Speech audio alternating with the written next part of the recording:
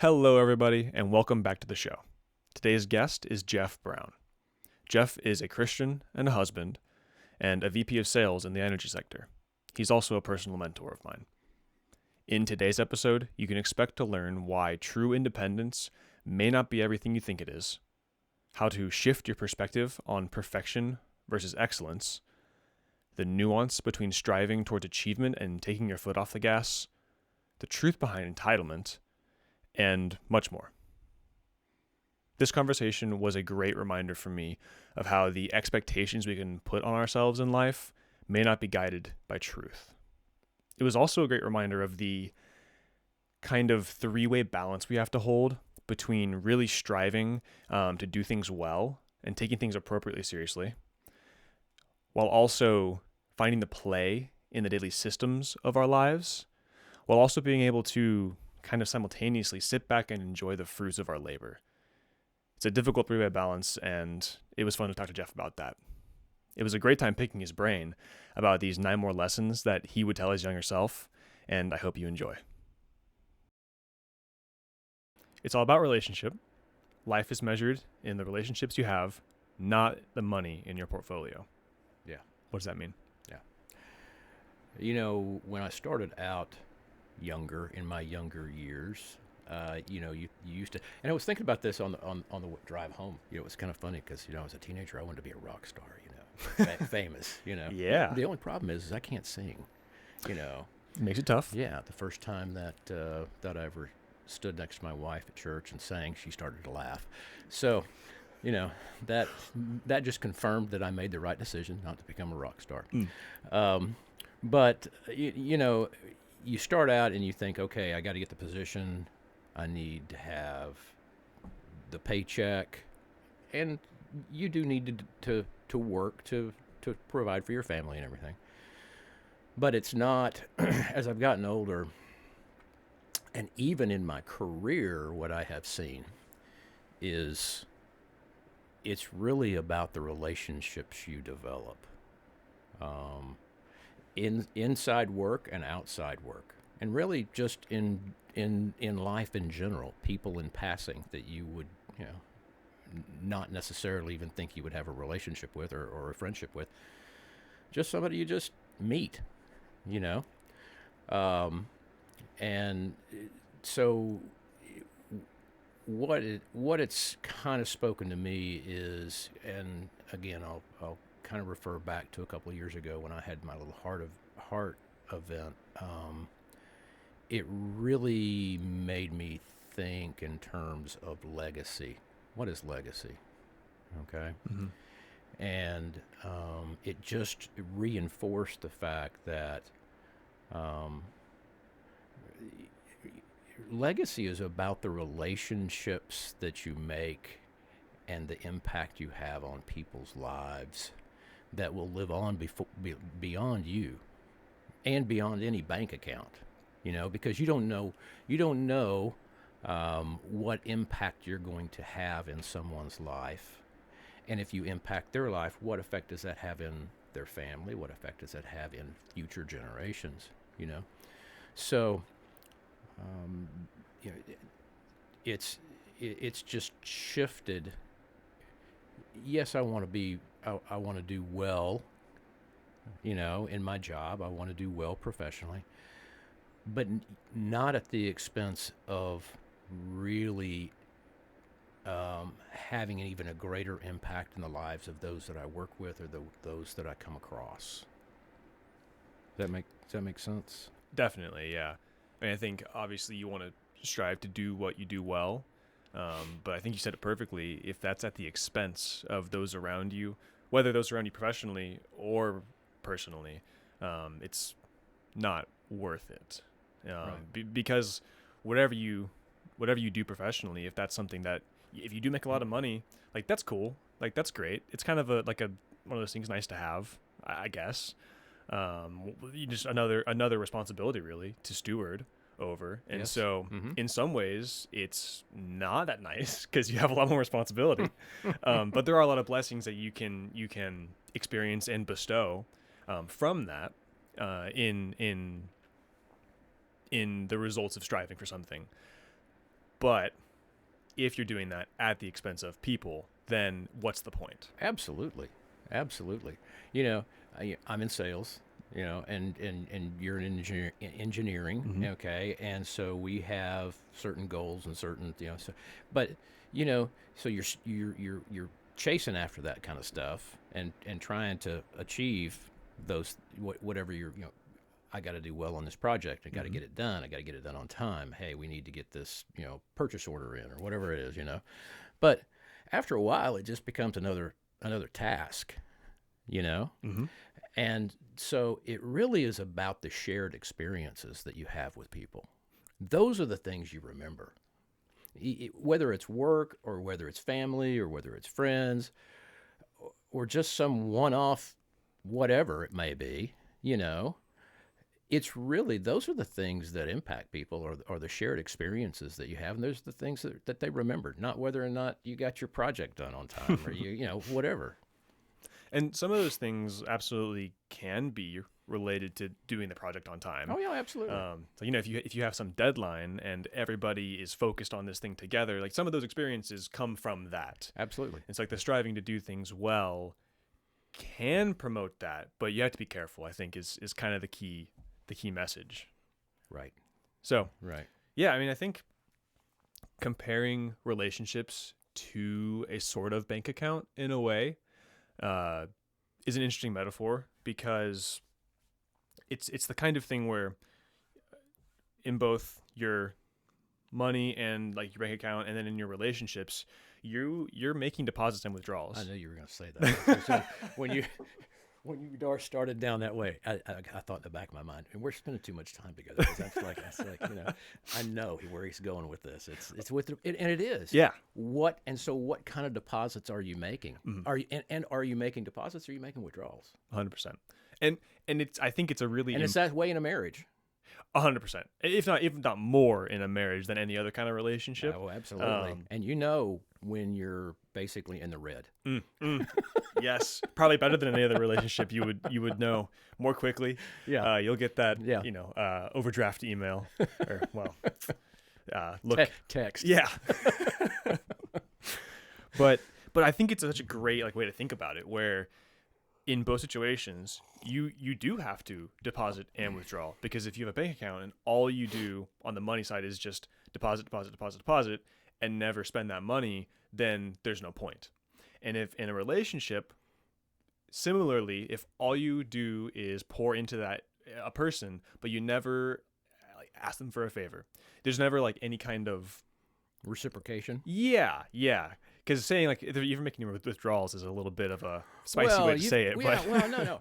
But you have people in your lives, or in your lives. In your life, we have people in our lives, okay, that we've come across that basically all they do is want. Right. Okay. And they don't give. And that's not a relationship. That's transaction. Okay. Yeah. Relationships are reciprocal. Okay. And it is, I want the best for you. You want the best for me. And we work together to grow each other. That's relationship. And it's almost like by virtue of both people agreeing to have a very reciprocal relationship like that, you don't have to quote unquote make withdrawals. You get given with withdrawals You're giving, out of it. Here's the deal. You're depositing in each other. Yes. Okay. And it's a bank account that can never fill up.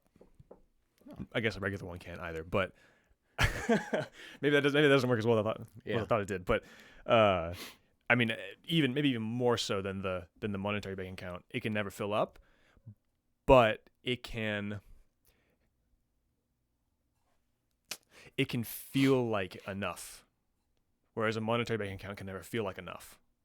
Where there's a point you can reach in a personal relationship where you're satisfaction. Exactly, you're satisfied.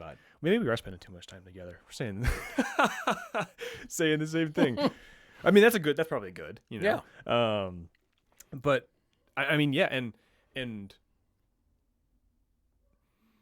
building those relationships. I mean, in some way, that's kind of the total point of any kind of striving. Because if you're striving to do something at a high level, like do some kind of job or a task at a very high level, really the ultimate purpose of that, I would postulate the only real purpose of that is to improve some kind of relationship. Now, misguidingly, that could be the relationship you have with yourself, if it's a narcissistic drive.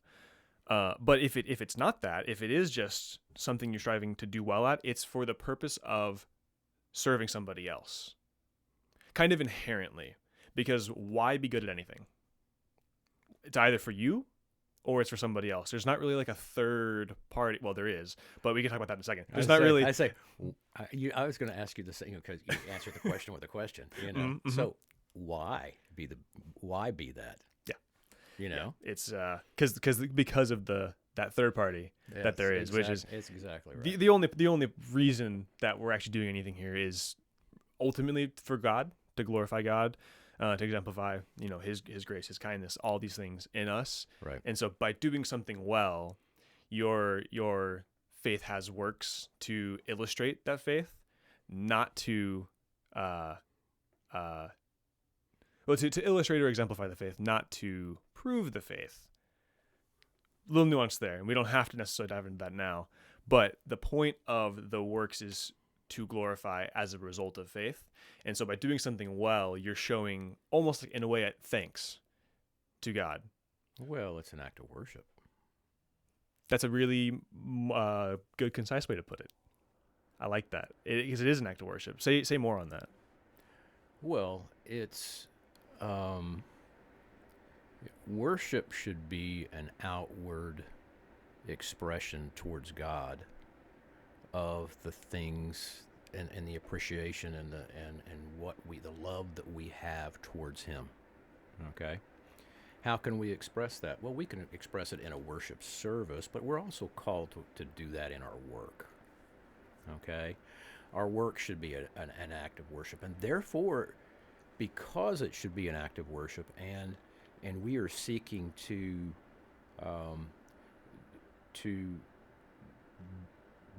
be the best that we can, that He created us to be. Mm-hmm. Okay. Then we should do everything that possible. Okay. To glorify Him in the work that we do. Okay. And it's not just okay, you're doing engineering and I'm, doing whatever, talking to people. Relationships. Relationships. Mm-hmm. Okay. It goes beyond that. I mean, it is, every act should reflect what He has put in us, and we need to allow it to flow through us into the lives of those people that around us. Work relationships, customer relationships. You just never know. I've had some interesting conversations just with customers. You just notice something, you ask a question, and all of a sudden it's like, and relationships are about developing trust. Sales is about developing trust. Absolutely. And so as trust builds, people become more open to talk to you, and to share things. And so it's it's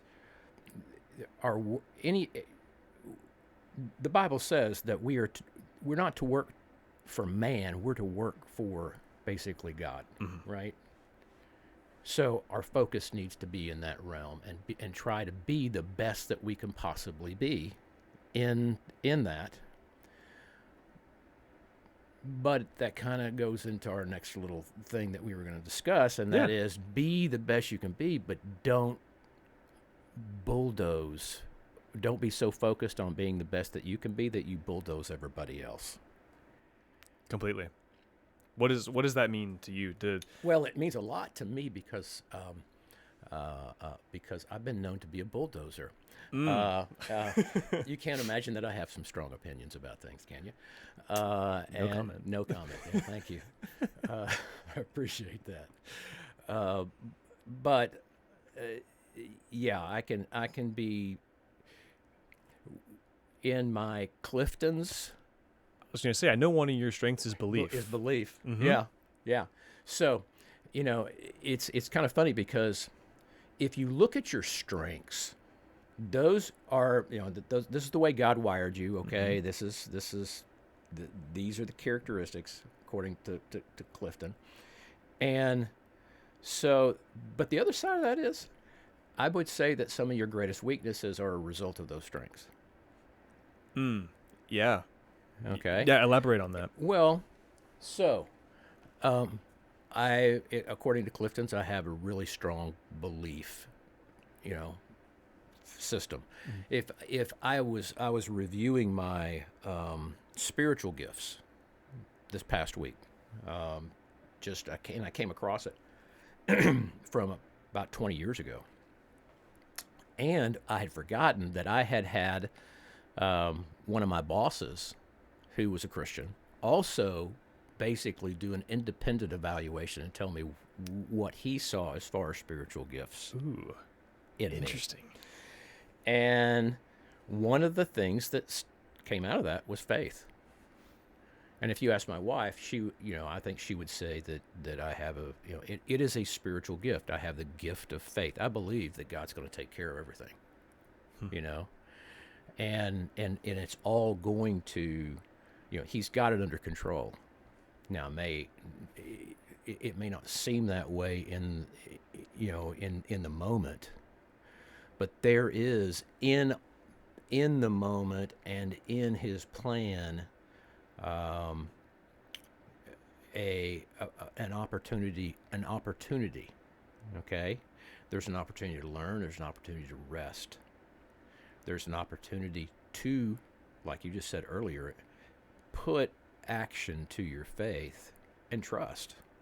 Okay, and so with some of these things, I mean, as far as some of my strong beliefs, I have to be very careful of um, not listening.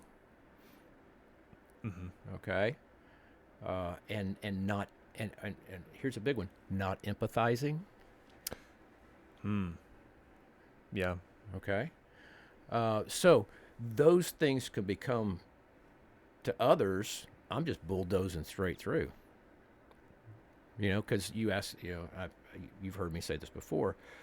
My kind of, I kind of live my life forward. Mm-hmm. You know, Which is absolutely a strength. Sempra Avante is, I think, it's always forward. Mm-hmm. Yeah. And being that, I can bulldoze. I can and bulldozing. I say bulldoze. Bulldozing is not just not listening; it's controlling. Hmm.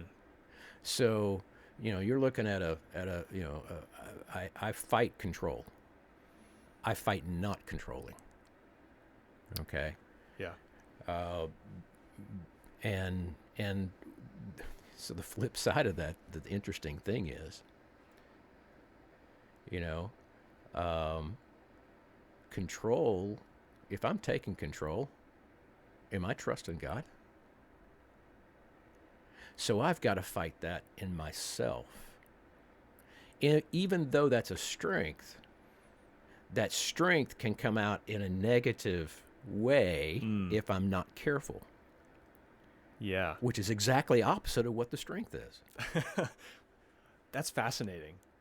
Where you can be very, I'll use the word talented interchangeably um, with strength, even though it's not exactly right. But you can be really talented at something. You can have a lot of confidence in something, and it can show itself in your life in a way that is actually harmful to your life because you are naturally very strong in that way. And with faith, it almost seems like, or with belief, choose your word. They're close enough to the same in this case. It's almost like it can come into your life as an almost overconfidence because that faith is so strong. Yeah. Like, it's like going to be fine. And so Why don't you see this? it's like, why don't you know it's going to be fine? Yes. Why don't you know this? I mean, come on. Yeah. But some of that grows out of experience. Mm-hmm. Okay. And we don't all live the same life experience. Absolutely not. Not even close. So that's where the empathy part comes in. Is I got to step back and really, and this is a battle that I go through, and I have to continually, and I'm not there. I'm not even close, But I've got to take off my always forward glasses, and my faith and belief glasses, and go, okay, where is this person right now? Where are they on the path? What experiences have they had? And, okay, can I relate? Do I go back 10 years, 20 years, 30 years? Can I relate? Okay, and make the conscious effort of trying to get down off the tower, okay, and in the field, and relate and walk alongside them. Yeah. Very well put, I think.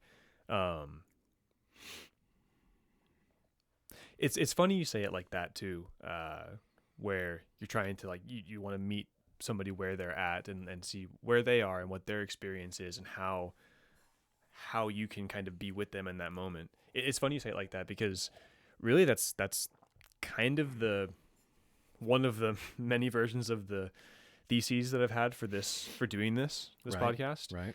Is, I mean, one of my strengths, I think my number 5 strength is individualization, which I had no idea what that meant. Like the top 5 pop up, and it's like, okay, learner, ideation, a few others. It's like individualization. Like, that's a long word, first of all. Yeah. But what that kind of means is I'm naturally pretty good at building one-on-one relationships. And I mean, that's literally what this is. And I'll confirm that. I will basically reinforce that is a true statement. Well, thank you. And so, but the thesis of this is I want to do that in a way that allows those people to kind of like almost learn how to become teachers, in a sense, because someone may not even know themselves that their experience is valuable to somebody else. And that goes back to our mentoring discussion we had on to start out. It really does, because everybody has something to give to somebody else. And it's just like, well, you hear that, well, I'm not a leader. Okay, so we'll just take mentor, leader, whatever. Okay, two different things. But yeah, you are. You lead somebody. First of all, you lead yourself, okay? But then there's somebody around you lead, all right?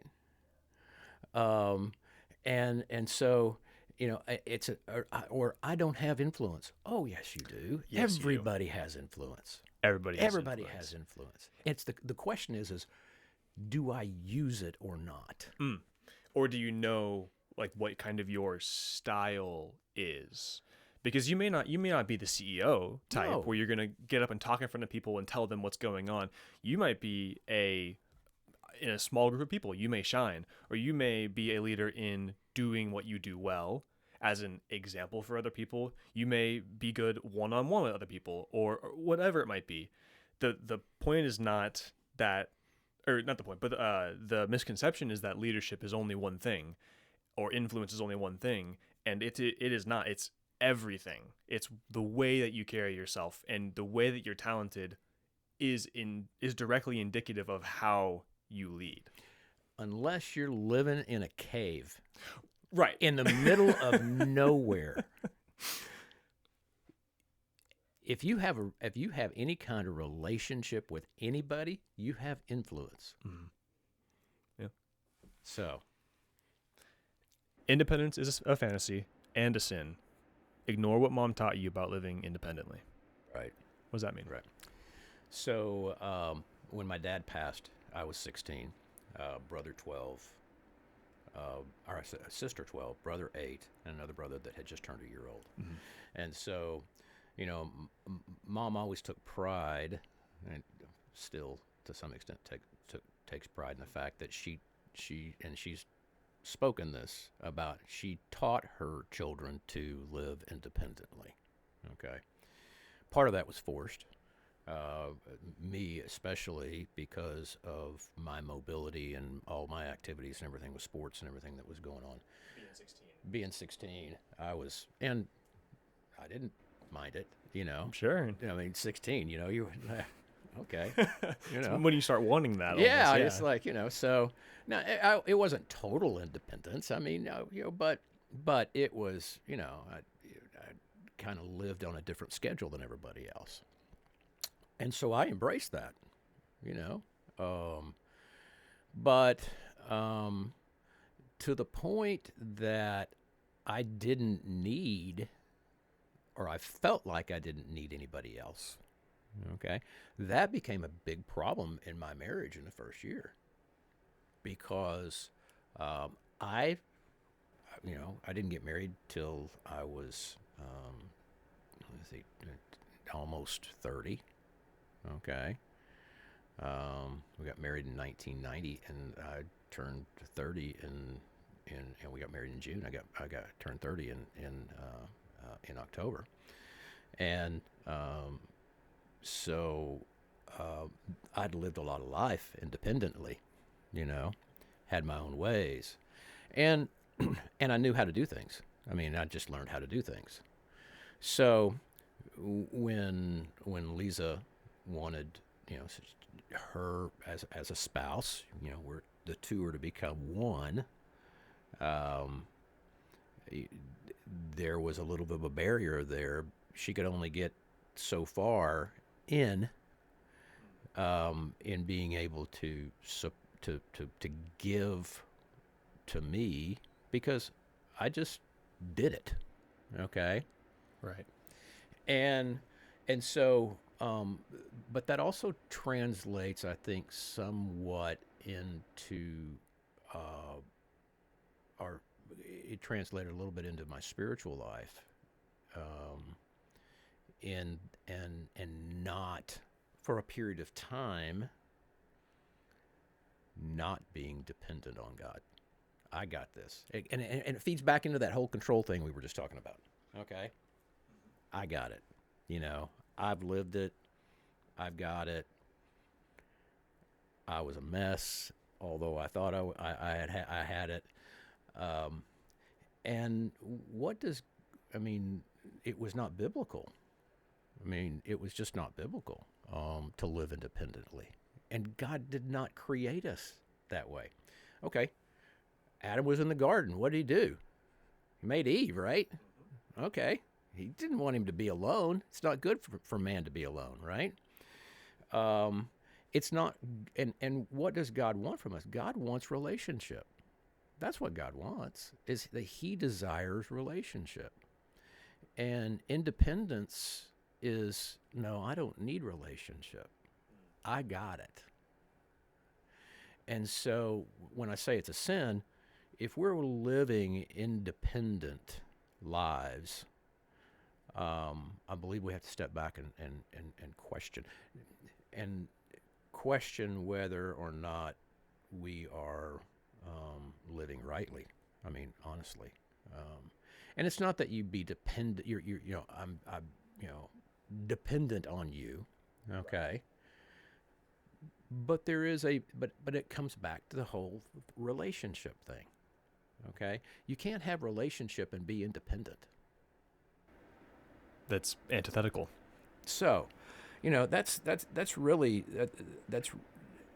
that is really where that comes from is just kind of my personal battle and not being independent. Yeah. I wish I knew where this was from, but I heard a great quote a few days ago, something like that, says, how can I get everything that I need if I make the claim that I don't need anything from other people? Because we all have a pretty basic understanding, I think, that there will be times that you need something from somebody else, whether it's help moving, or if it's help with your finances, or if it's really deep help with a personal issue you're experiencing. Like, there will come a time in your life where you can't fix all the problems. And if you're so confident that you can, whenever you hit that wall, where do you go? If you're so sure that you can get everything you need on your own, what do you do when you hit that wall? And I think that's where having, those relationships that you pour into, that you deposit into, where it's, that it's reciprocal. And then also having that relationship with God, where you know that in your greatest time of need, he will be there, because he always is. And it also creates kind of an understanding that whenever you are in a time of need, it's kind of on purpose and slash or for a reason.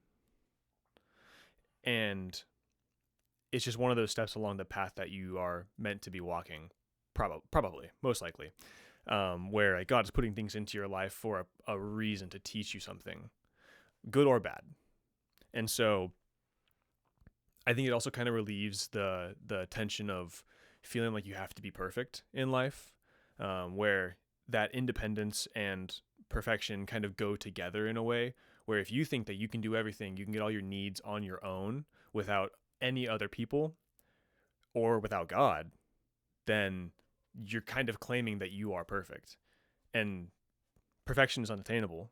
There will always be improvements that can be made, kind of comparing excellence versus perfection. Talk to me about that. Right. Before I do, I want to jump on something that you said is, okay, I'm going to take it to a little bit deeper level. I need love. I need encouragement. And if you're living independently, where do you get that? So it goes to what you're saying. So, perfection versus excellence. I am I have been known in my early years, okay, when I was really trying to control things, to have a tendency to be a perfectionist on things. Not everything, but on certain things. And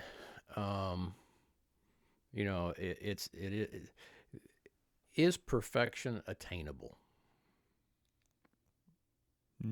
No. I would say borderline no. No, I mean, because here's the deal. In my eyes, it may be perfect. In your eyes, you may see, oh, well, what if we did it this way or this way? Because everybody's got their own bias towards it, right? True. So what may be perfect to one person is not perfect to somebody else. So is perfection really attainable? No. No, it's not. I mean, because everybody has their own opinion about what perfection is. But is excellence attainable? Absolutely. Because excellence doesn't focus on the end result. Excellence focuses on the process and what I put into it. Ooh, okay. Yeah, say more. Okay? That's great. So it is, am I exercising my purpose, my passion, my strengths, my talents? Am I exercising those things to the highest level that I can exercise those? Okay? That's excellence. And that's what if I'm putting that into whatever it is, it can be work, it can be a hobby, it can be relationships, friendships, marriage, whatever it might be. So I strive for excellence. I don't strive for perfection. Because if I strive for perfection, I'm gonna always be disappointed. Mm, that's good. But if I know that I have done everything possible that I know within my strengths and my purpose and my talents and my and and my and everything that God has given me, and I've been doing it with a focus on pleasing Him, I can rest. Mm, so good. That is so good. Where if you do you think that the focus on process and like the doing of something, I mean, it would seem like that would get you the better results anyway, as opposed to focusing on perfection in Well, something. okay, I've got a very good friend that we we've had several discussions surrounding doing versus being. Doing versus being. Okay. Okay. Am I supposed to be a doing person or am I supposed to be a being person? What does that mean? Am I supposed to focus on the task? When we're doing, we're focusing on the task. Mm-hmm. We're focusing on this thing, okay? But when I'm being who God created me to be. I'm exercising the the talents and the gifts and the purpose and the passion that God gave me in that opportunity that's in front of me. Okay, so if I'm if I'm if I'm a doing person, we can kind of keep score. Did I do it or not? Okay, did I succeed or did I fail? Okay, but if I'm being a being person, okay, then I know I've given everything I have, and I'm not doing it for man, I'm doing it for one person, Mm. Where there's okay? no score to be Where kept. there's no score to be kept, Yeah. okay? Then I can rest and I can be satisfied. Huh. I love that perspective. That's great.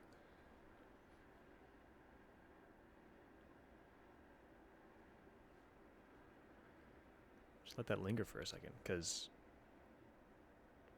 I don't know if I've ever really thought of it that way, where it's truly is like being in that way, where you can where yeah. I mean that's fantastic. Of I'm gonna write that down actually, because doing versus being is great. I mean that's amazing.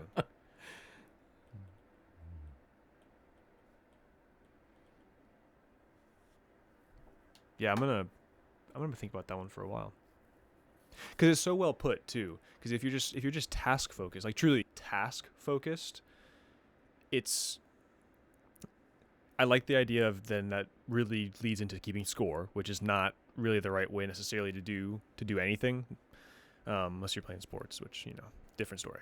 Um, but even still, Yeah, even yeah, still, yeah. the scoring the points won't come if you're just focused on like the task, because you need to be skillful at the game.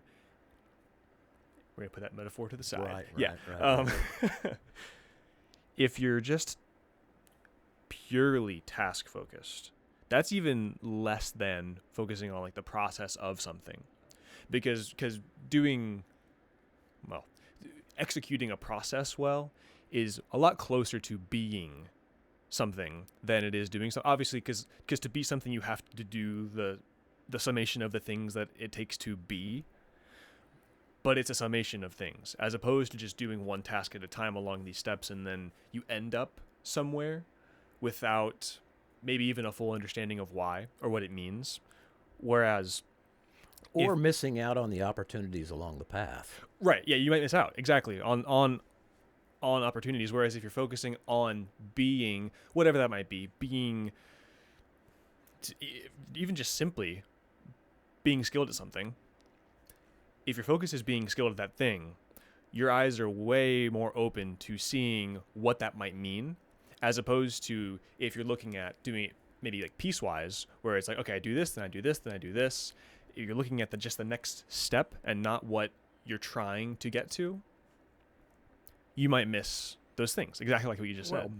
being allows for relationship. Right. Okay. Yes. Being allows for teaching.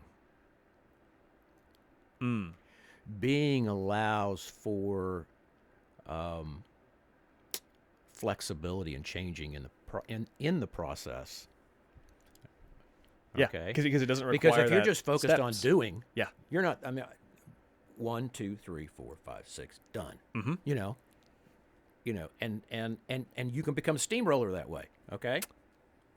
Yeah. Okay. So I'm going to do boom, boom, boom, boom, boom, boom.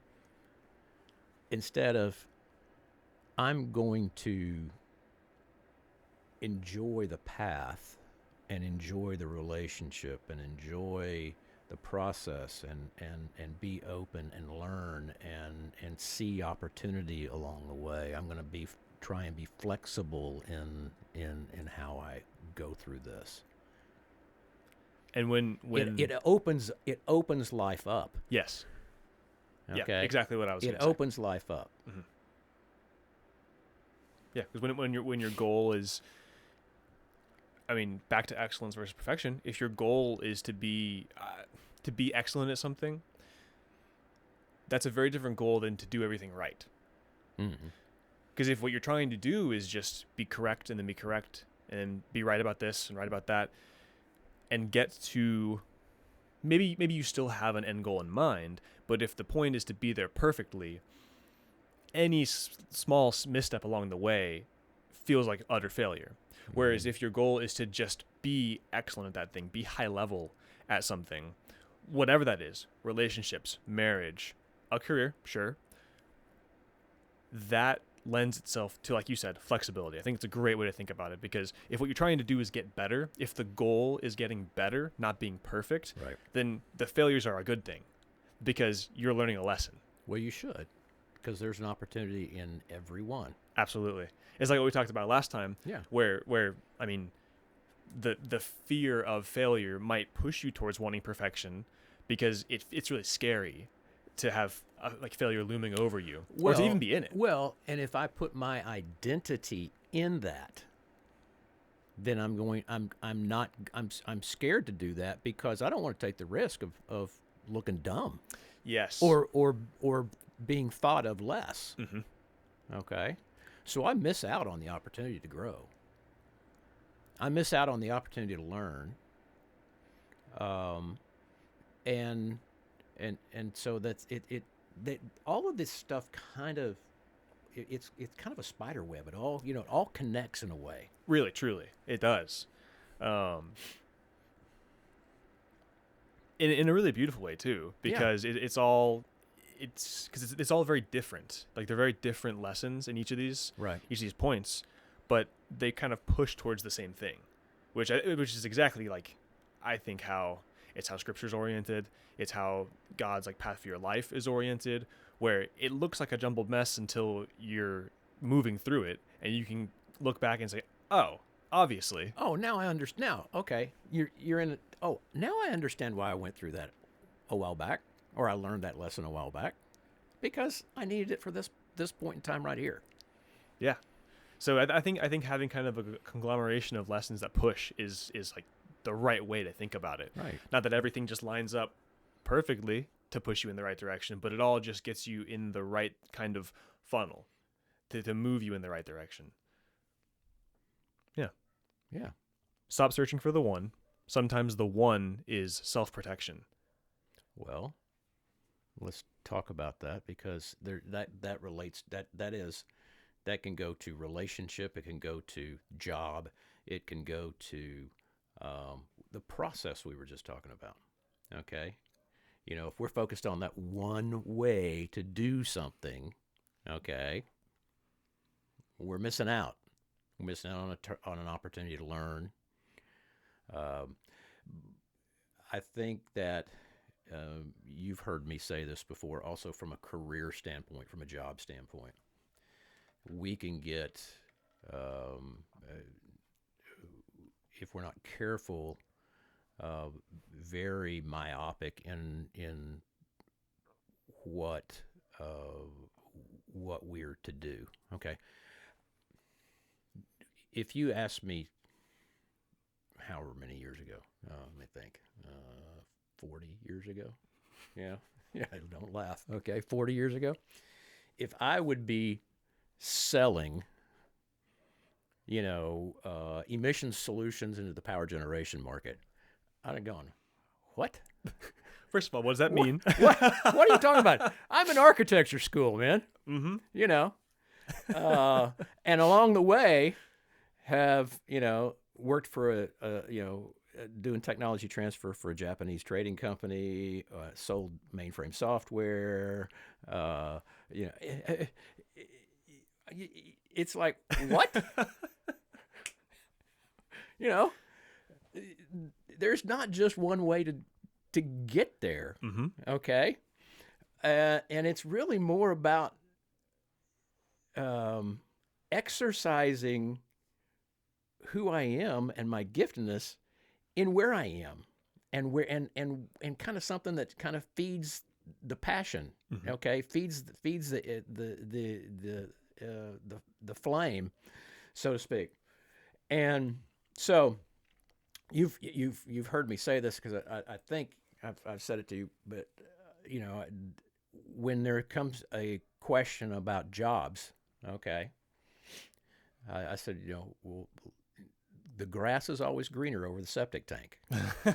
Okay, so I love that phrase. We have a tendency to see things the way we want to see them, and really there's going to be issues no matter where you go. Okay, there's not. I mean, in a job, there's going to be things that you're just going to have to deal with. Mm-hmm. Okay, in relationships. Okay, and I always thought, and I still I don't know that I've come to a conclusion on this. Is there just one person for, as a single person? Is there just one person for you? I don't know. Where we say, God has, has we pray for Eve to come to our son, mm-hmm. who's still single. Say, God, please, it's not good for man to be alone. Please send him his Eve. Yeah. So, is there just one Eve out there, or could there be multiples? But when you look back, I know without a doubt that Lisa is my one. Mm-hmm. And the longer we are married, the more it's very obvious how God had taken. And this gets, I think you'll understand where I'm going with this, because of the strengths-based marriage lesson that mm-hmm. that we teach, that I teach, or used to teach, is that when you look at your strengths and you look at your wife's strengths, and they mesh together in a way that makes you one, okay, God's intent in that is to make you better, to complete you, okay? And so in that sense, yes, there is a one. Mm-hmm. There is a one out there that in relationship or in a marriage that is perfect for you. But does that mean that I approach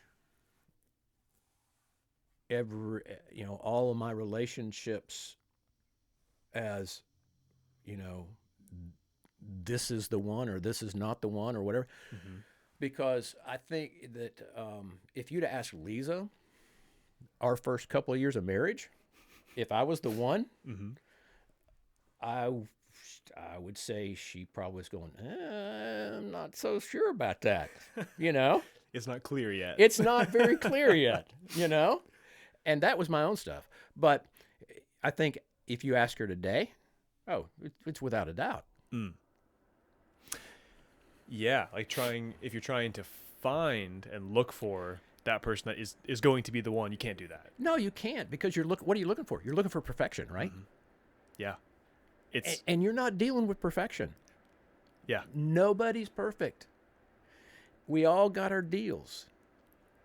And we all have to work through those Mm-hmm. and work and God puts us in relationship a lot of times so that we can work through those. Yeah. Whenever you're trying to look for that other person to be everything, you're expecting perfection. Right. That's, like you said, it's impossible. Right. You can't. That Right. cannot happen. That cannot be the case. Yeah. And so whenever, And so it can be an excuse to punt yes, and to protect.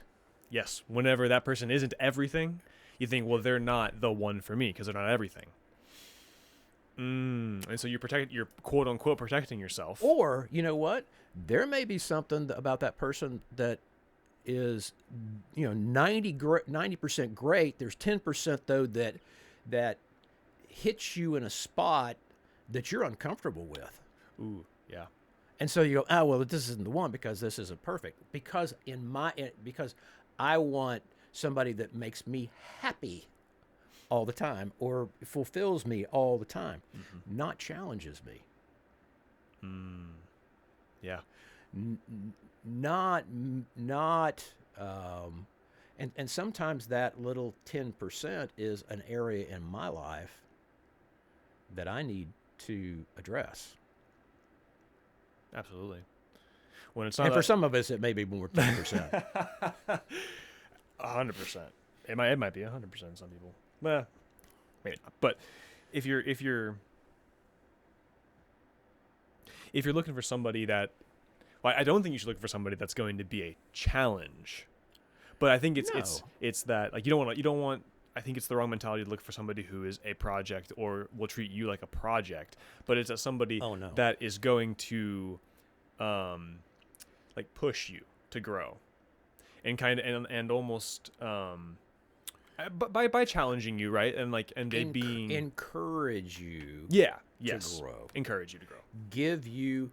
I will tell you that the one of the best gifts that my wife ever gave me was the security to deal with my own stuff. Ooh. She gave me the gift of knowing that, you know what, and some of it was messy, okay, was she gave me the personal security to know, okay, I can deal with this and come home and know that she's going to be there to put her arms around me. So that gives you the security. You want somebody that is it's you. There ain't no back door. Okay?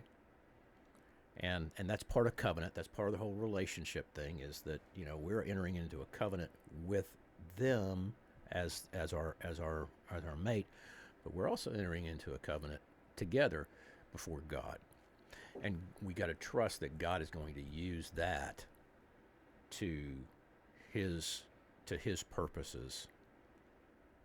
And that means growth. That means, working through things and becoming stronger together.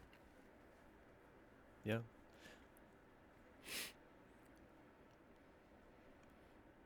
Entitlement is a fancy word for laziness. Yeah. What do you really deserve? I think looking for perfection in somebody else or in anything, in a process, something you're doing, Right. is acting in entitlement, where you think that I only deserve perfection in a way. Mm-hmm. But talk to me about entitlement being a fancy word for laziness. I think in society today, we can. This goes back to living an IOU life in a UOI world. Okay, we've got it flipped, where I should be outward focused with IOU. Okay, the UOI, the unfair, the offended, the instantaneous. Those all basically drip of entitlement. It's unfair. I'm offended. I'm entitled to this, and so with that, there comes and I'm not going to say it's always the case. There comes a potential to be lazy in, well, I'm just going to sit back and let it come to me. I'm not going to, I deserve this. We can be lazy in in challenging ourselves, our own thoughts. Okay, am I really? I mean, it's a form of pride. Okay, entitlement is a form of pride, and so prideful people can become lazy because they just expect stuff they expect it from everybody else, and the I don't want to live an entitled life, because what am I really entitled to from a Christian standpoint? Okay, because again, I think you have to separate worldview. Okay, if you are a Christian, what are you entitled to? Well, in reality, mm, if not for Christ, what are you entitled to? nothing. Nothing. Well, it's death. Well, yeah. Death and destruction and the fires of hell. That's what I'm entitled to. That's what you deserve. Yeah. That's what I deserve. Mm-hmm. But it's because of grace that God basically gave his son to erase that. And now what am I entitled to? What are the promises that I'm entitled to? What is the life that I'm entitled to? So it's a different it's worldview. It's a different worldview. Mm-hmm. So,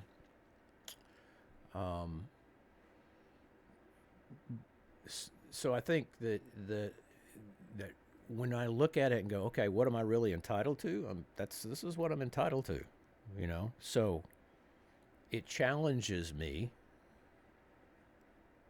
to not be lazy and to not, rest on, today, Mm-hmm. but to strive towards really growing and living a life that is reflective of Christ. So that's... Yeah, I think you could easily misconstrue what you're entitled to as a Christian, as a believer in Christ, as you could easily misconstrue it as the negative side of entitlement, where someone could, really be tricked by the enemy into believing that, okay, because, I have this faith, because I'm saved, it's now like my right to have these things. And I think you could easily misconstrue it that way. How would you guide someone who thinks that, okay, now that I'm saved, I deserve these things, I don't have to work hard for them, to maybe have a better understanding of what it actually means? Well, I think you started down the line there with we live in a fallen world that is continuing to deteriorate, okay? And we live, whether, and I know that there are probably people out there that believe that call themselves Christians that don't believe that, there are powers of evil in this world. Not everyone we that says saw Lord, it. Lord, will We see the kingdom saw of it heaven. this week. Mm-hmm. Okay. Yeah. There is an evil There are evil spirits in this world that are working, and speaking, and speaking lies. Okay, speaking lies, even into the Christian. They are speaking lies. The question then is because so it is, where Paul says, "Take every thought captive." Okay, we cannot control necessarily the some of the thoughts that we end up with, but we can control what we allow to reside in our heart. Yeah. Okay, so so with that, I've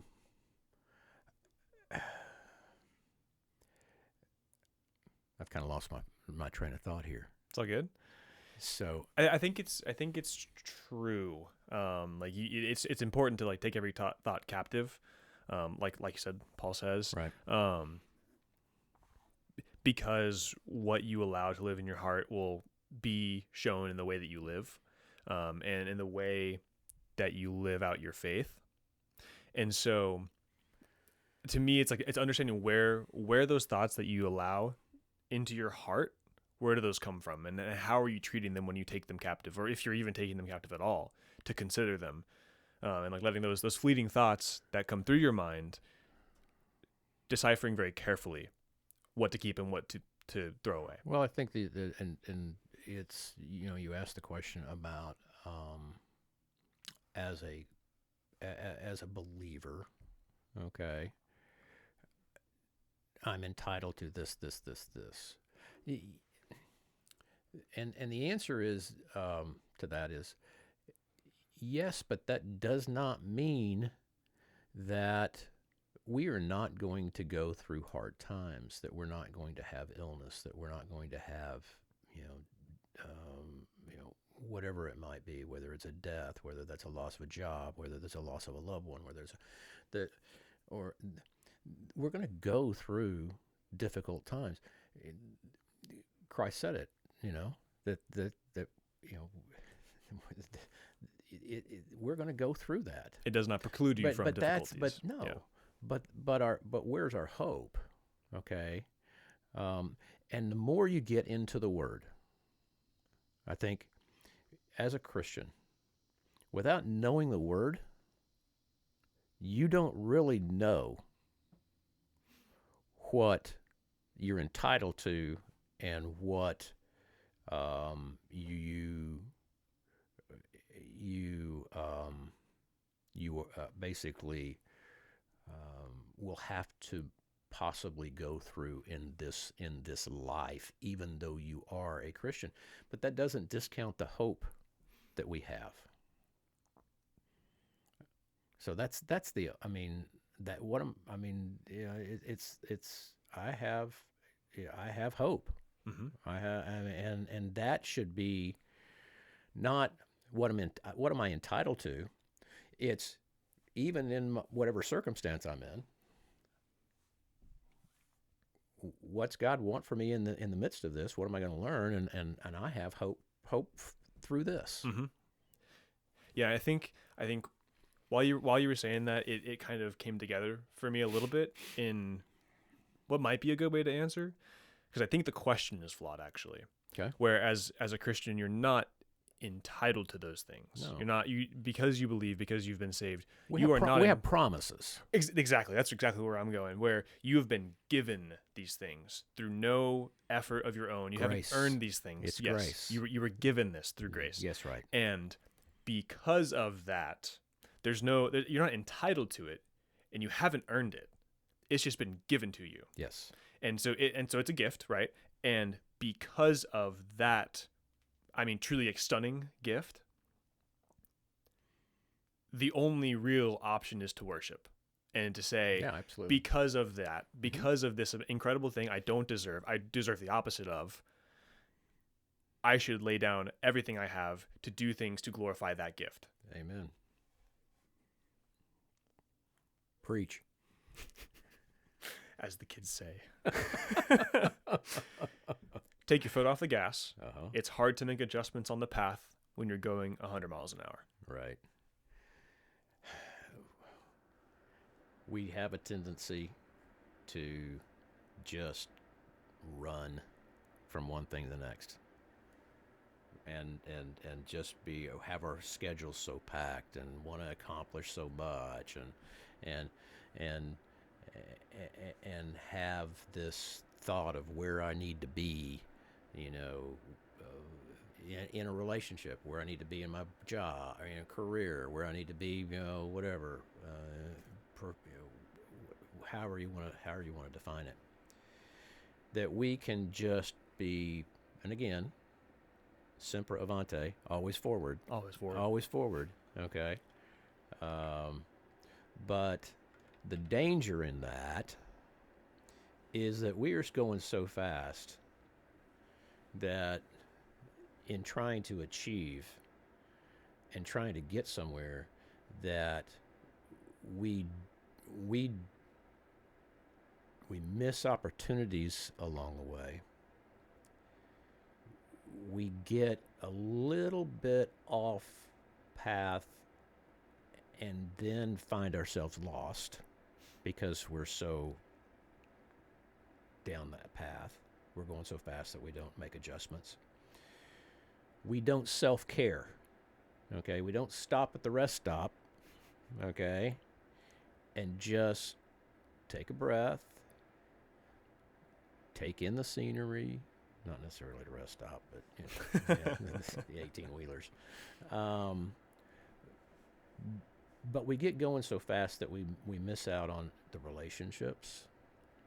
There's so much we miss out on because we are going 100 miles an hour, and so we can't make adjustments. And what happens? We either burn out or we crash. Okay. So that just means slow down a little bit. You know, as a you know, kind of type A, not kind of type A, as a type A, you know, I've got my task list that's always, you know, I'll mark 3 things off and I'll add 5, you know. Yeah. And it's always, and everything's always a priority. Of course. Well, and the rough part is whenever one of those 3 things you crossed off directly creates another 2. Well, you know, yeah. I mean, what's good with that? Why not? Why have a task list if you can't, you know, just keep it full, right? But with that, again, we lose out on life. If everything's a task, if everything's about doing that next thing, right? Like we said, it's what's the point? Right. You miss out on the things that come from flexibility, that come from kind of spontaneity of just letting something happen. There's a guy, Chris Williamson. He has a podcast, and the way he kind of says it sometimes is that there's kind of an unspoken to or unheard group of people that are type A people that have a type B problem. That those are the kind of people that need to hear, hey, chill out. Like, you can relax for a couple of days or longer if you need to, where a lot of people really are type B and have a type A problem where they struggle with that, and they need to hear, like, move, go, do something, be productive. But there's a really unheard group of people that need to hear that you're going too fast. You're not able to make the adjustments you need to make because you're going 100 miles an hour down this path. You know who that gets back to? Those people are probably also the doing people, not the being people. Yeah. Which, carefully, type B people aren't inherently being people either. I think that it's a learned skill. I would say, to become a being person as opposed to doing, because it's easy to be a doing person, and I do think that to some extent, it's probably useful to start as a doing person and then, like, learn quickly, hopefully, how, like, what it looks like to be a being person, where you might need to just, like, have the first 3 steps written out and do those 3 things, because how else are you going to get started? Oh yeah. So I like there's a place for these things, and you know, nuance, nuance. Oh yeah. But obviously, Yeah, I think it's good. A good reminder though of kind of like the steep rocky path we discussed. Right. Of like, yes, be purposeful about the steps that you're taking and take them with an appropriate level of swiftness. But also, like, you're climbing a mountain, you're on a path that is beautiful the entire way.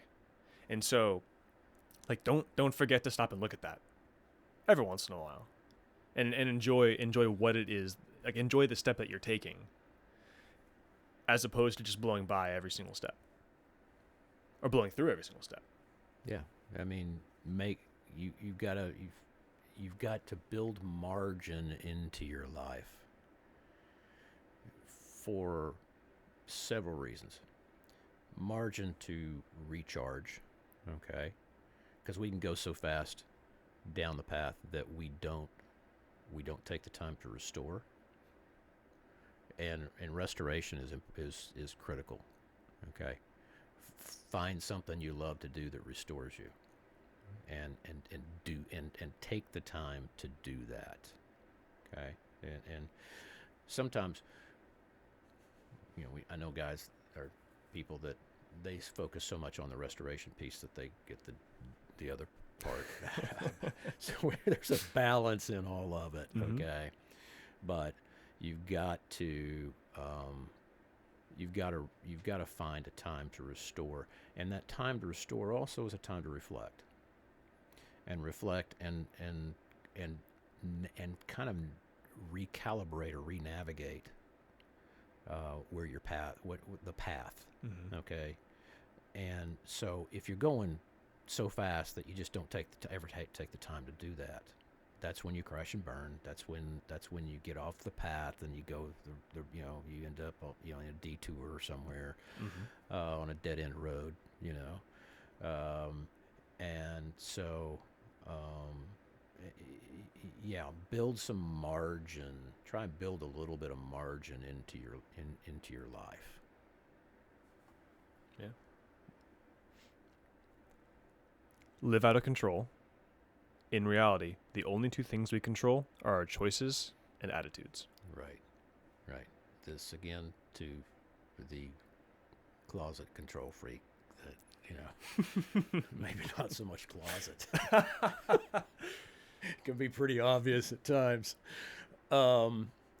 It's in reality. We tend to we want to. Everybody wants to control things. I mean, we want to control the weather. Yeah. Yeah. Bottom line, we want to in Houston. We want to control the traffic. Amen. Yeah. And that comes through sometimes in my driving, and I want to control things. So it's like, which not always pretty. And that's a work in progress too. So. So live out of control is understand. Okay, I really, in theory, what do I have control over? Do I have control over you? No, I have no control over you. Do I have control over the things that happen to me? Not. I mean, yes and no. I mean, yeah, I can put myself in situations where. But what is that? But what's that result of? That's a result typically of one of my decisions. Okay, so what do I have control over? I have control over the attitude that I take, which reflects in my words, which reflects in my emotions, which reflects in my relationships. Okay, so I have control over my attitude, and I have control over my decisions. Again, deciding what to say and what not to say, deciding, so I have control over those two things, decisions and attitude. Other than that, what do I really have control over? Not much. And if I'm trying to control, then am I truly trusting that God has everything under control? And am I expending energy, mental energy, which can be as draining as physical energy, or maybe even more draining as physical energy? Am I expending energy on things that, you know, I've said this before um, to some folks in my life. Um, you're crossing bridges that you hadn't even come to. Ooh, that's good. I mean, you're worried about this. Now, we're called to have foresight. We're called to kind of have a plan to work with purpose for work for purpose and and towards something. But sometimes that if we're looking too far forward and worrying about what's there, then we can get distracted. We can turn and go the wrong direction. We can stop, or we can we can be deterred in progressing. And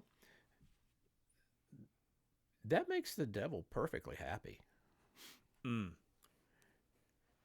You know, Yeah. if he can just stop me or deter or detour me, then he's achieved what he needs to achieve, right? So, um, I think when we, from a live out of control, if I try to control things, that opens the door to, I think, not taking risk, fear coming in, perfection, the whole list of things that we've been talking about. Mm-hmm. Yeah, and I think too, it's the emphasis on your choices and your attitude Mm-hmm. is key. And I heard something else from a guy, Alex Hormozy. He's a really successful businessman. Does a bunch of different things, a bunch of investing in things. But he says something which is, if you can be in a bad mood for no reason, why can't you be in a good mood for no reason? Amen. And I think a lot of times, you just maybe kind of wake up in the morning, there might be nothing wrong, but you're just kind of grumbling at the world. And even if there are maybe even some legitimate reasons, like if you're in physical pain or something, if someone asks you why you're in a bad mood, you say, well, I don't know, or there's kind of no reason. It's like, well, okay, flip that on its head and invert that and say, okay, well, if you can just be in a bad mood because, why not just be in a good mood? Because it's a lot better anyway. It's a lot more fun. It's a lot more enjoyable. It's a lot more productive to be in a good mood. And so if you kind of just live with that mentality of I have control over how I feel about something and the decisions I make in regards to that, it's like, okay, well, you can make a lot of things a lot more enjoyable and a lot more productive by making those choices in a way that just kind of pushes it in the right direction. And I think one of the ways that the enemy can trick us most effectively is by making you feel good whenever you're, well, I'm going to put in quotes, feel good. It feels righteous to be in a bad mood sometimes. It's like, okay, well, why would I want to be in a good mood? I'm angry at this thing, or I'm upset, I'm in pain, like, I'm going to lash out. And it kind of feels right. But if you're excited about something or happy about something or just in a good mood, despite those things, you're winning. You're beating those things. If your back hurts, like, okay, absolutely, back pain, that sucks. That's not a good time. But you can beat the back pain in the way you act about it. Oh, absolutely. I've suffered from sciatica in the past, and I mean, yeah, it is. You don't know the pain until you've experienced it. Mm-hmm. Okay, but okay, that's just a physical pain, and yeah, but I still have control over. Am I hurting? Yeah, I'm hurting, but I'm grateful that I woke up this morning. Mm. I'm grateful that I was able to get out of bed. I'm grateful that I had my cup of coffee, that I had a nice discussion with my wife, that my dog jumped in my lap and licked my face. You know, it's attitude again. You know, how are you? Well, I'm grateful. Mm-hmm. Mm. Yes. Grateful. Yes. That's how I am. And that's the way I should live my life. Is I should live my life grateful. Mm-hmm. And that, I will say also, attitude is an act of worship. Also. Ooh. Yeah. Okay. So, you know, and we don't always know. You struck on one of my hot buttons. When people, whenever I hear the word feel, it just, it just kind of, it kind of gets all over me because I'm going, feelings are not real. Feelings can change in an instant. Feelings can, okay, I feel this way. Okay, well, what did you have for lunch? Okay. Yeah. Yeah. Okay, I had some spicy meatballs, or whatever. It's like, this is how I feel. That'll make you feel a certain kind of way. That'll make you feel a certain kind of way. But should that affect the rest of my day? So, feelings change all the time, mm-hmm. and you're right. And that you have that is one thing that I can control though, mm-hmm. and it's changing my perspective. Okay, and going, okay, think about all that I have to be thankful for. I mean, it's just when you live a life and really start to focus on starting your day out with gratitude, it changes your day. It changes your perspective. It changes the traffic. Mm. Okay, it changes the way you approach the traffic. Absolutely. When you do that. Yeah, I do think it's important not to dismiss the role of emotion in things. No, because I think emotion and feelings are different. I think you're right. No, I agree with. Feelings have value, mm-hmm. but they shouldn't drive you. Exactly. It shouldn't be what you're chasing after or trying to have as a priority. It's a really important factor and an input into the system. Yeah. And understanding your emotions, like the way you're feeling about something. And for a guy, we don't always, Lise will say, "Hey, well, what do you feel about this?" Feel? I don't know. How do I feel about this? Yeah. You tell me. Well, what's coming across? As men, we're kind of taught and told, and it's instilled through society to push those things away and not be, emotional. Which is a dangerous thing to do, because the one thing that I learned in the whole counseling thing when I was going through it was, you stuff your feelings, but you think that you've got them under control. No, they come out in different ways. They will. It's like sweat. I mean, it's just going to seep out. You don't have control over that. It's going to come out in one way or another. So it is important to deal with your feelings, mm-hmm. to identify and name your feelings and understand them, but don't let your feelings drive you. Yeah. Embrace the moment. Embarrass yourself. Speaking of feelings. Feeling embarrassed. No. Yeah, feeling fearful mm-hmm. of just being, okay, yeah. and having fun. We get so uptight at times about things that we just fail to have fun because we're worried about what somebody else is going to think. And the funny thing, here's the interesting thing about it. It's like going to, and I don't know if you've ever experienced this or not, but I can remember being at a few dances in school, and the music's playing, and nobody wants to go out on the dance floor. No one's moving. Nobody's moving, and that's the same thing at weddings now. Okay, at weddings. So, and especially when we were at a wedding in Austin, and so what I really loved about it is, the young kids got out there, but you didn't see a lot of folks my age out on the dance floor because of the music and the moves, and we were afraid of throwing our back out and embarrassing ourselves. Mm-hmm. But it took the courage of one couple to go out there, and then another couple, and before long, you even had me out on the dance floor, Wow. and it was like, okay, you know what? Who cares? This is just fun. Let's just have fun. Let's Yes.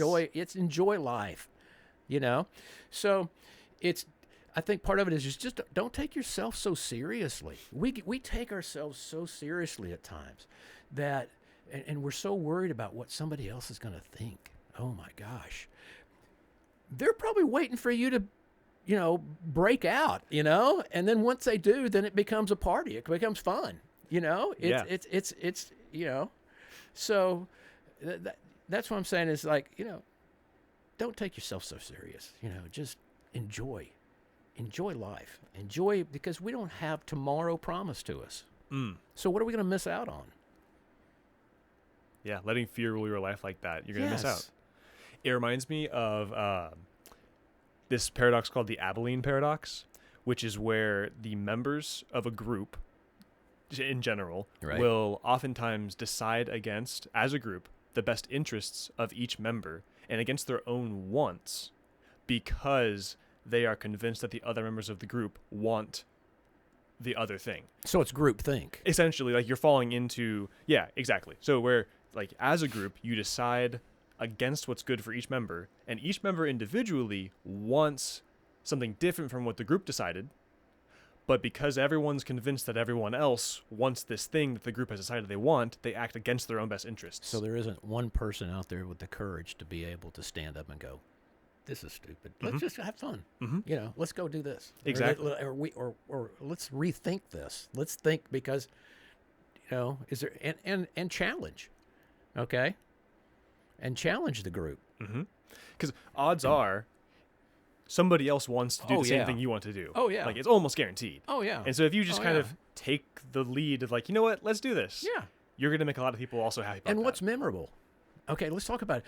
So it's the shared experience, right? We go all the way back up to relationships. Yeah. It's all about the shared experiences. And so when you're goofy and you're having a fun and you're doing things that, you tried this or whatever,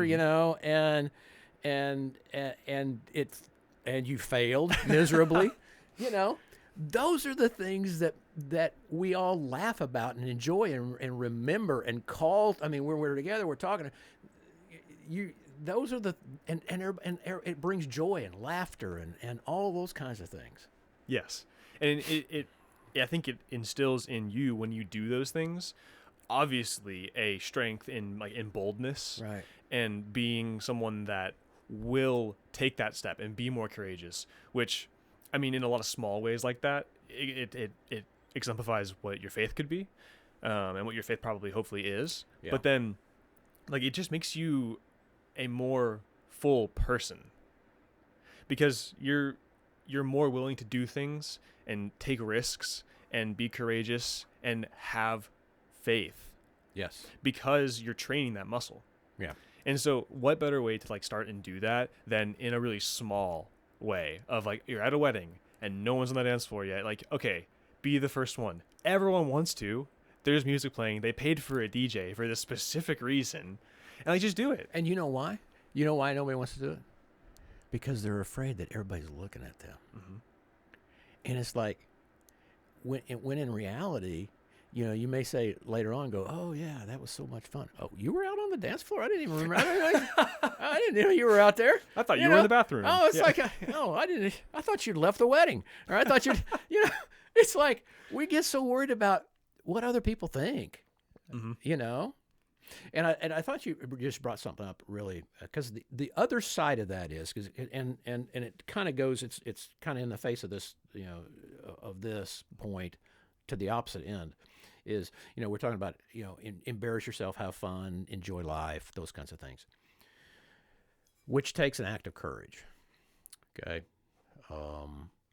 But you made the point of, in your statement just a second ago, of as a Christian, or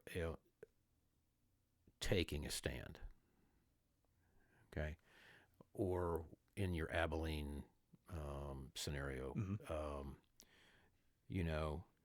being the one that takes that has the courage to take the stand, to say, no, this is not right, this is not truth, this is not. And so as a Christian, I think we are called to take the chance of being of and it's not really embarrassing ourselves, okay? It's take the chance to be courageous and stand for what is right. Okay, not what is socially acceptable necessarily in today's world. So there's the other side of that. Both take courage. Absolutely. There is the side of the fun, enjoyable, joyful side of it. Yes. And there's the serious, the important side of it. And I do think that even in that, it's important to kind of find the play in doing that, where it's important to be serious about that kind of thing, but to understand that the point of doing that is to bring joy and to bring like good news. I know everybody's been talking about Charlie Kirk this week. Yeah. Okay. I think he exemplified that point from a standpoint of he challenged people's thinking, but he didn't condemn their thinking. And his challenge was always done in love. Now, I don't know the guy. I mean, you know what? I hadn't ever really listened to any of his podcasts. Mm-hmm. I've known him from being on Fox and whatever else. But what I've heard about him is that he really never knew a stranger, and he loved everybody, and he would have given anybody the shirt off his back whether you agree with him or not, and even with those he disagreed with, that he did it and walked away still with a love for that person. Mm-hmm. Okay. And that's the way that we should be, we should, as you said, have fun. There's a fun side of it. Mm-hmm. And I think the fun side of even in the courage, it should be kind of I'm going to say a fun loving. Yeah. Okay. It's the love that comes through. Well put. Jeff Brown, ladies and gentlemen. All right. I think that's a very beautiful point to end on. I do too. Kind of addressing Charlie Kirk, his legacy, and what that should mean for us. I think there's no better point to end on today. Thank you. So, thank you. Thanks for being here. This one was absolutely. a lot of fun. Oh yeah. And I'm excited to go back and listen to it and learn a thing or two. So thank you, Jeff. All right. Thank you.